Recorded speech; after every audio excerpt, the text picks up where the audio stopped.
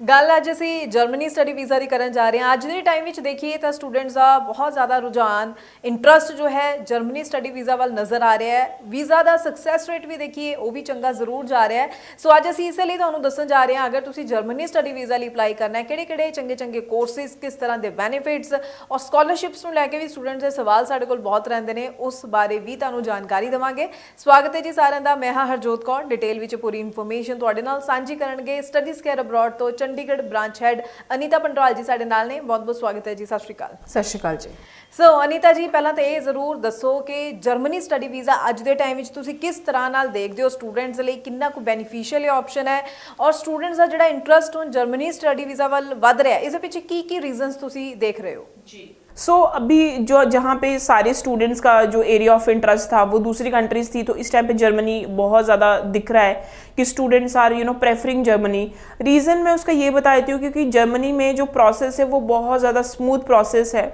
अगर मैं एजुकेशन की बात करूँ तो they are providing the bachelors और मास्टर्स की डिग्री आप वो प्रोवाइड करवाते हैं। अगर किसी स्टूडेंट की परसेंटेज भी कम हो उसके बाद भी वो प्रोफाइल को एक्सेप्ट कर लेते हैं, यानी कि 50 to 55% इज इजीली एक्सेप्टेबल।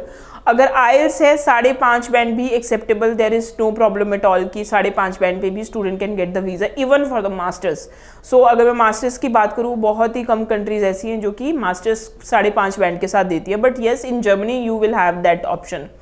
उसके बाद अगर मैं बात करूँ तो जर्मनी में आपके पास कन्वर्जन कोर्सेज बहुत इजीली मिलेंगे, यानी कि अगर आप जिस भी फील्ड से आपने जॉब करी है, आपने पढ़ाई करी है and you want to change your field, तो yes you can change your field, there is no problem at all. और सबसे इम्पॉर्टेंट जर्मनी में स्टूडेंट्स क्यों जा रहे हैं, पहले ये था कि आज से अगर आप 2 से 3 साल पहले देखें या फिर आप अपने सर्कल में किसी से बात करें तो जर्मनी एक इतनी ज़्यादा ऑप्शन नहीं थी स्टूडेंट्स के बीच में, लेकिन आज के टाइम पे वो ऑप्शन बन चुकी है। कोविड जब था, कोविड के टाइम पे जितने भी ओल्डीज थे जो कि डिफरेंट जर्मनी में डिफरेंट कंपनीज में काम करते थे, तो वो कहीं ना कहीं अपनी होम कंट्रीज वापस चले गए थे, तो जॉब्स की जो वैकेंसी थी वो एकदम से जर्मनी में आई। उस वजह से कहीं ना कहीं बूस्ट मिला स्टूडेंट वीज़ाज़ को। स्टूडेंट वीज़ा स्टूडेंट्स ने अप्लाई किया, जैसे ही हुआ ऐसे कि जैसे स्टूडेंट्स ने अप्लाई किया, कोर्स अप्लाई करने के बाद ही उनको जॉब्स मिल गई, क्योंकि वो जो लोग थे वो जो वैकेंसीज थी वो अवेलेबल थी स्टूडेंट्स के पास। अब जब स्टूडेंट्स वहाँ पे गए, उन्होंने देखा सेफ कंट्री है, 29 आपके पास कंट्रीज़ का परमिट है, आपको जॉब्स बहुत अच्छी मिल रही है। वेज रेट की अगर मैं बात करूँ तो 13 यूरो के करीब आपके पास वेज रेट होते हैं। अगर मैं बात करूँ, आप कोर्स ड्यूरिंग द कोर्स आप 23 आवर्स पर वीक आप काम कर सकते हैं। अर्निंग अच्छी थी तो स्टूडेंट्स का जो इंटरेस्ट है वो ऑटोमेटिकली बनने लगा, तो उन्होंने कहीं ना कहीं अपने रेफरेंसेस को बुलाया, अपने फ्रेंड्स को बुलाया। लेकिन आज अगर आप 2 से 3 साल के बाद जर्मनी में देखते हैं तो स्टूडेंट्स इतने ज़्यादा हैं कि मैं आपको ये बोलूँगी कि every 5th student wants to apply in Germany. इसीलिए आपने ये भी सुना होगा कि जर्मनी में इस टाइम पे जो इंटरव्यू के जो स्लॉट्स हैं वो बहुत मुश्किल से मिल रहे हैं या बहुत ज़्यादा वेटिंग है। उसका रीज़न यही है कि स्टूडेंट्स इतने ज़्यादा हैं कि वो कहीं ना कहीं अपनी एप्लीकेशन को वो चाहते हैं हमारी एप्लीकेशन को फर्स्ट प्रेफरेंस मिले। तो अगर आप अभी भी जर्मनी के लिए अप्लाई करना चाहते हैं, अभी ऐसा कोई स्ट्रिक्ट रूल नहीं आए हैं, मुझे ये लगता है as per the prediction, as per the market scenario कि 2025 में जर्मनी बहुत अच्छा चलेगा, there is no problem at all. It's just that कि हमें बड़ी वाइजली जर्मनी को चूज़ करना पड़ेगा। चूज़ इन द सेंस कि आप जर्मनी में जब भी आप एप्लीकेशन अप्लाई करें, ऑफर लेटर आपके लिए कोई टाइम नहीं लगता। ऑफर लेटर के लिए आप ये कोई यूनिवर्सिटीज़ ऐसी भी है जो कि हफ्ते के अंदर आपको ऑफर लेटर दे देती है।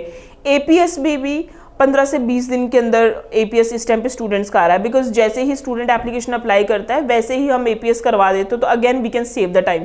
इस टाइम पे टाइम जहाँ पे है वो इंटरव्यू स्लॉट के लिए आ रहा है। तो जब भी आप एप्लीकेशन अप्लाई करें, आप 2 से 3 महीने का गैप ज़रूर दें, सो दैट आपकी इंटरव्यू अपॉइंटमेंट में ज़्यादा टाइम ना लगे और कहीं ना कहीं आपको जो फर्दर आपका इनटेक है वो सेव हो, आपको ऐसा ना हो कि आपको दोबारा से डेफरमेंट करना पड़े। फॉर एन एग्जांपल, अगर आज एक स्टूडेंट है वो जर्मनी को एज एन अपनी प्रेफरेंस लेके चल रहा है, तो उस पर्टिकुलर स्टूडेंट को कहीं ना कहीं मार्च इनटेक के लिए अभी से अप्लाई करके रखना चाहिए, बिकॉज अगर मैं नवंबर की बात करूँ, नवंबर पूरा लग जाएगा उस पर्टिकुलर स्टूडेंट की ऑफर लेटर मंगवाते हुए, एपीएस मंगवाते हुए।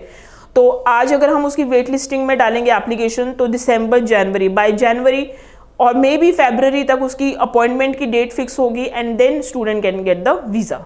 जी जी जी बिल्कुल। सो स्टूडेंट समझ चुके ने कि क्यों टाइमली ਅਪਲਾਈ ਕਰਨਾ ਜ਼ਰੂਰੀ ਹੈ। ਅਗਰ ਤੁਸੀਂ ਜਰਮਨੀ ਸਟੱਡੀ ਵੀਜ਼ਾ ਬਾਰੇ ਸੋਚ ਰਹੇ ਹੋ, ਅਨੀਤਾ ਜੀ ਥੋੜਾ ਸਕਾਲਰਸ਼ਿਪਸ ਬਾਰੇ ਵੀ ਦੱਸਣਾ। ਚੰਗੀ ਪ੍ਰੋਫਾਈਲਸ ਨੇ ਜਿਨ੍ਹਾਂ ਸਟੂਡੈਂਟਸ ਦੀਆਂ, ਉਹਨਾਂ ਦੇ ਵੀ ਅਕਸਰ ਸਵਾਲ ਸਾਡੇ ਕੋਲ ਹੁੰਦੇ ਨੇ ਸਕਾਲਰशिप्स ਨੂੰ ਲੈ ਕੇ। जी, ये बहुत अच्छा टॉपिक है स्कॉलरशिप का। और अगर मैं जर्मनी की बात करूँ तो जर्मनी बहुत फ्लेक्सिबल है, even they want to give the scholarship to the student.